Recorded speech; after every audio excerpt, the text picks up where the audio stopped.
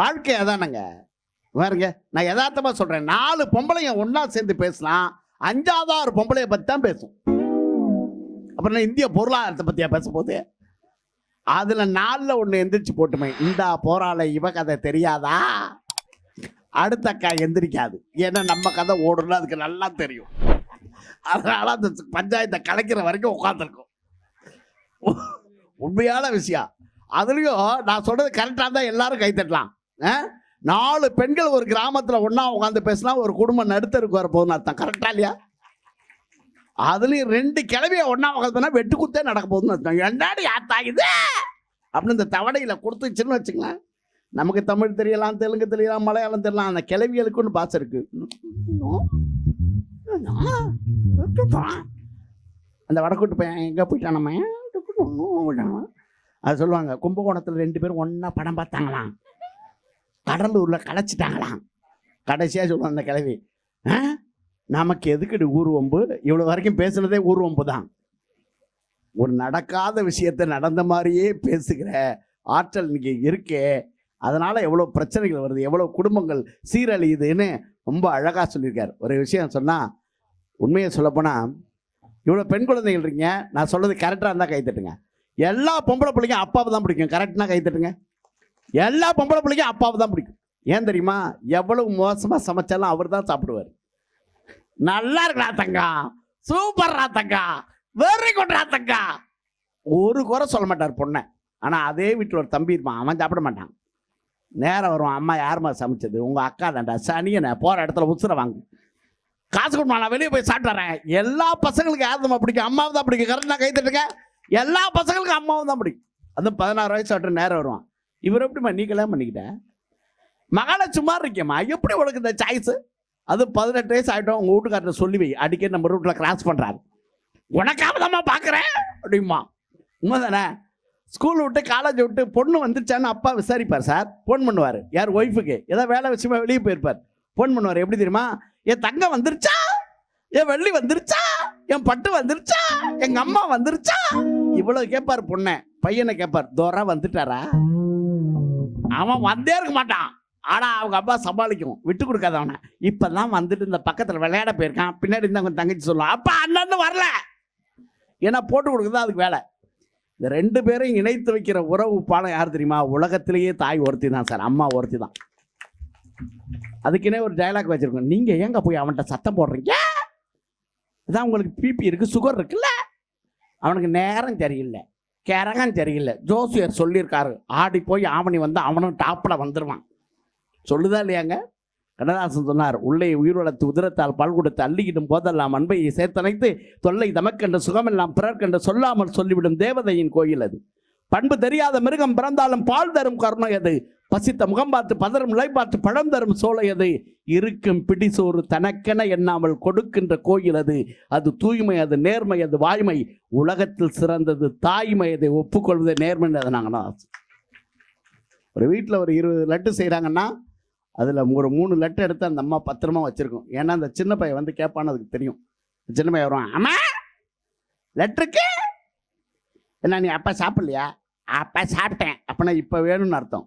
ஆனால் தனக்குன்னு வைத்திருக்கிற அந்த ஒரு லட்டை கூட அவன் கையில் எடுத்து கொடுத்து அவனை சாப்பிட வைத்து அழகு பார்க்கிற ஒரே பிறவி தாயை தவிர உலகத்தில் யாரும் கிடையாது. தம்பிக்கு இன்னும் கல்யாணம் ஆகலன்னு நினைக்கிறேன்.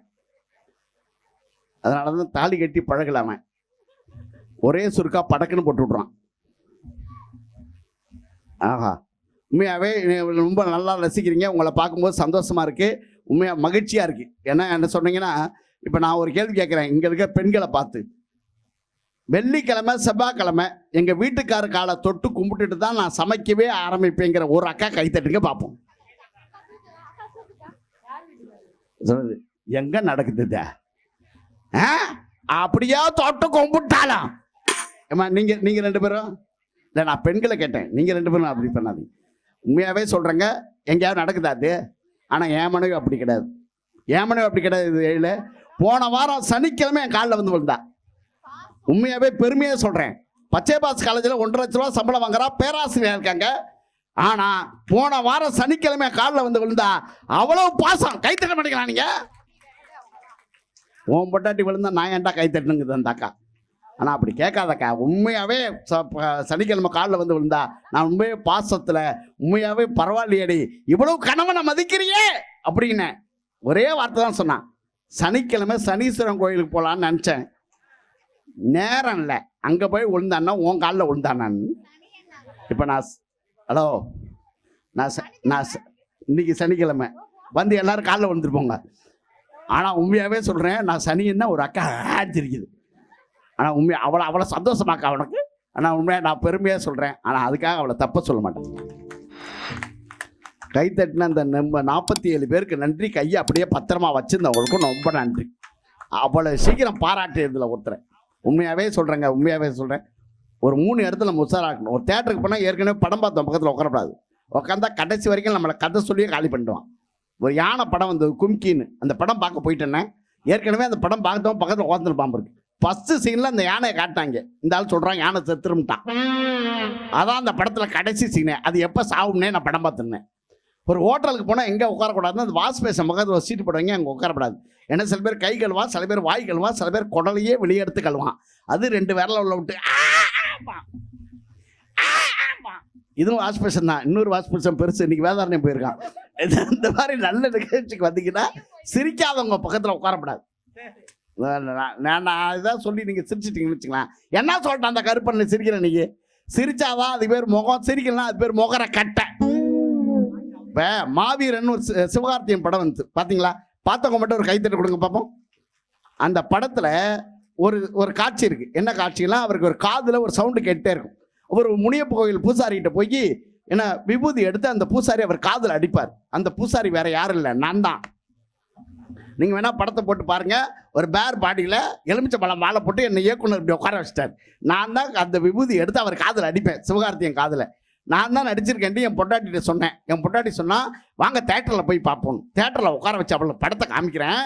என் பொண்டாட்டி சொல்கிறா, 2 முனியப்ப சாமியில் எது முனியப்ப சாமினே தெரில. வாழ்க்கையில் பாருங்கள் எவ்வளோ அவமானம், அசிங்கப்படுறோம். ஆனால் ஒன்றுங்க, ஒரு நல்ல வார்த்தை பேசணும், அது ரொம்ப முக்கியம். எங்கள் ஊரில் ஒரு ஆள் இருக்கார், திருநெல்வேலிக்காரர். என்ன வேணாலும் இளவுன்னு தான் பேசுவார். என்ன இளவு, வா இளவு, போ இளவு, சாப்பிட்டியா இளவு. அன்னைக்கு ஒருத்தன் கல்யாண பத்திரிகை கொண்டு வந்து கொடுத்துருக்கான். இந்த இளவு என்னைக்குன்னு இருக்காரு. அவன் பதறிட்டான், டோ கல்யாணம்யா இதையா போய் இளவுன்ப.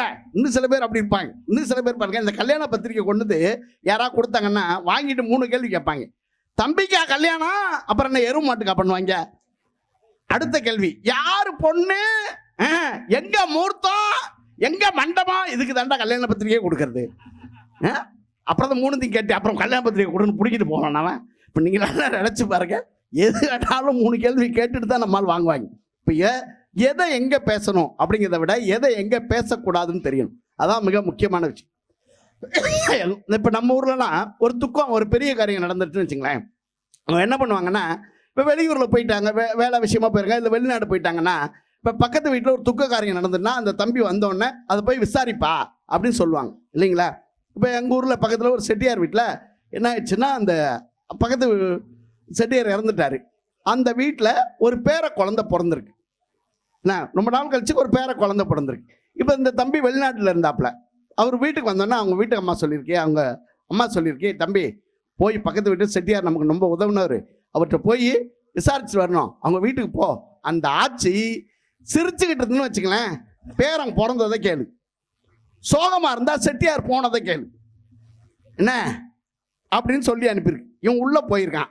அந்த ஆட்சி சிரிக்கவும் இல்லை, ஏன்னா ரொம்ப சோகமாகவும் இல்லை, நியூட்ரலாக இருந்திருக்கு. என்ன கேட்குறதுன்னு தெரியல. ஒரு வார்த்தை சொன்னானா, பேரன் பிறந்திருக்கான், பார்க்க பெரிய செட்டியார் இல்லாமல் போயிட்டாரேன்னு சொல்லியிருக்கான். என்ன அழகு பாருங்க, ஒரு வார்த்தையில் ஒரு கண்ணியம் இருக்கணும் இல்லைங்களா? ஆனால் உண்மையாகவே நம்ம ஊரில் ரொம்ப பிடிச்சது என்ன தெரியுமா? உண்மையாக நான் பெருமையாக சொல்கிறேங்க. நான் என்னுடைய சொந்த ஊர் வேதாரண்யம் தான். என் சொந்த ஊர் வேதாரண்யம் தான். பெருமையாக சொல்கிறேன். சோழ நாட்டில் நம்ம ஊர் பக்கத்தில் எது பெருமை தெரியுமா? வந்தவங்களை வாங்க உட்காருங்க சாப்பிடுங்கன்னு மரியாதையோடும் பண்பாடோடும் கூப்பிட்ற ஊர் நம்ம ஊர் சார். வாங்க வாங்க வாங்க வாங்க உட்காருங்க சாப்பிடுங்கன்னா அந்த வீட்டில் சாப்பிடலாம். சில பேர் கூப்பிடுவோம், வாங்க உட்காருங்க உட்காருங்க சாப்பிடுங்க, சாப்பிட்டு தொலைங்கன்னா சாப்பிடுவானா சார்? நல்ல மனுஷன் யோகா சாப்பிடுவோம், அதோட விஷயம் என்ன. அந்த மாதிரி சில பேர் கூப்பிடும்போது கூப்பிடும்போதே அந்த பணிவும் கருணையும் இருக்கணும்ல. அதான் நான் வாழ்க்கையில் மிக முக்கியமான விஷயம். ஒரே விஷயம் சொல்கிறேன், இப்போ கடவுள் பக்தி எல்லாருக்கும் இருக்கணும். எனக்கு கடவுள் பக்தி உண்டு. உண்மையாக சொல்கிறேன், 28 வயசு வரைக்கும் எங்கள் மாமா எனக்கு பொண்ணு தரல, அப்புறமும் தரல, அது வேறு விஷயம். இவ்வளோ கருப்பாக இருக்கானேன்னு தான். ஆனால் உண்மையாகவே சொல்கிறேங்க, எனக்கு கடவுள் நம்பிக்கை உள்ள எங்கள் ஊரில் ஒரு சாமியார் இருந்தார் ஒரு கோயிலில். அந்த பெரியவர்கிட்ட போய் கேட்டேன், இன்னும் கவலைப்படாத தம்பி, சனீஸ்வரனுக்கு 7 வாரம் நெய் விளக்கு போடுனார். 7 வாரம் சனீஸ்வரனுக்கு நெய் விளக்கு போட்டேன். எங்கள் மாமா எனக்கு பொண்ணு கொடுத்தாரு, கல்யாணம் இருந்துச்சு. கைத்தட்ட பண்ணிக்கலாம் நீங்கள்.